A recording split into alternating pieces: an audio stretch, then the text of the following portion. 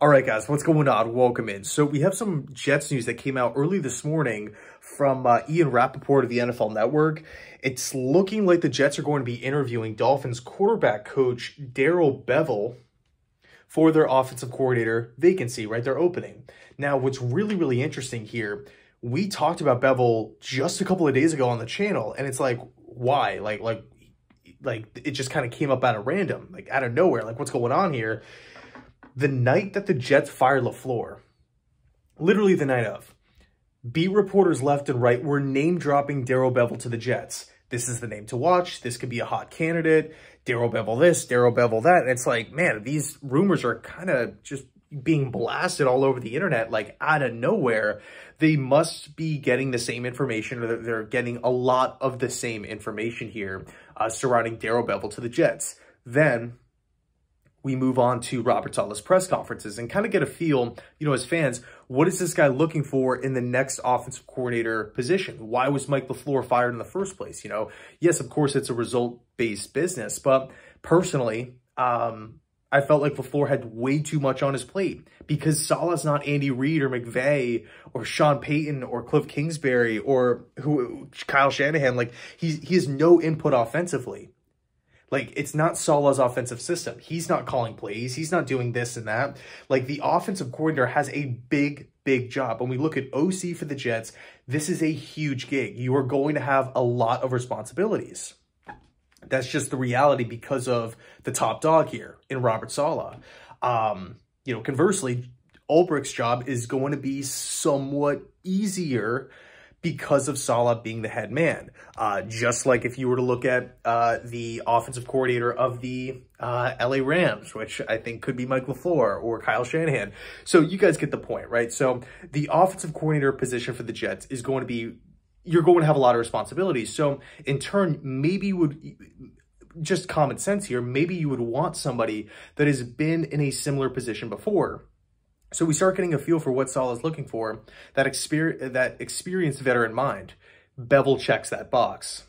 Now, the morning after the Miami Dolphins are eliminated from the playoffs, news breaks early this morning.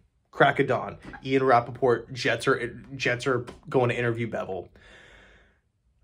I think this could get done. Assuming Bevell interviews well, assuming the Jets hear what they want to hear, I think this could actually happen. We're all kind of anxiously waiting for that first domino to fall. Is it going to be the Titans hiring their OC, the Jets, Washington?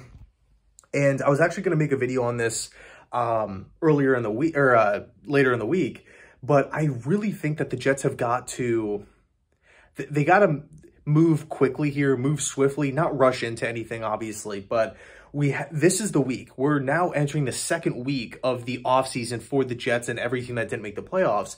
Teams are going to start to fill out their coaching staffs. So we can't just wait around. Yes, I want the Jets to do their due diligence, but this, to me, has got to be the week where a decision has got to be made.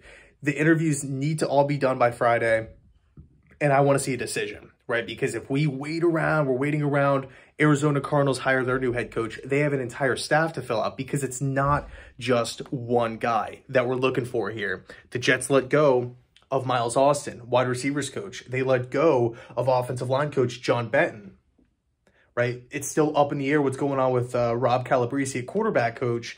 I believe the offensive coordinator is probably going to have a big say in what's going on there. So it's not like it's just like one guy, yeah, like awesome, we have everything figured out.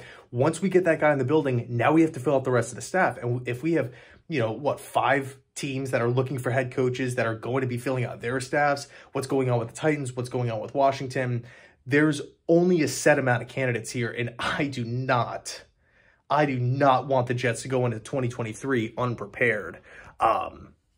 I mean, yes, the Jets are young, they're rebuilding, that's awesome.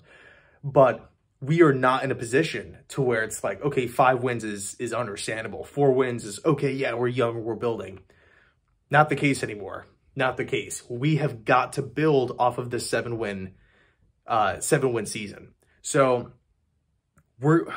we'll see what happens with Darrell Bevell here. Quickly, you can make the argument it is somewhat of a lateral move from LaFleur to Bevell when we just look at production, when we just look at results. In fact, I actually texted my buddy Dalton, UCF Jaguar, about Bevell because he spent time as the Jaguars offensive coordinator under Urban Meyer and then ended up taking over as head coach. And he just texted back, "Run," in all caps. But at the end of the day, Bevell, again, he could be what Saleh's looking for here as far as that veteran experienced mind. And in his defense, he has worked with tons of different quarterbacks all over the map. Matthew Stafford, Russell Wilson, Trevor Lawrence, this year Tua, we saw his turnaround. I believe Brett Favre, way back in the day. He's number one, has been coaching for a really, really long time, but B, he's held numerous offensive positions. OC, play caller, quarterback coach, interim head coach. He's been bounced around, worked with tons of quarterbacks, young and old.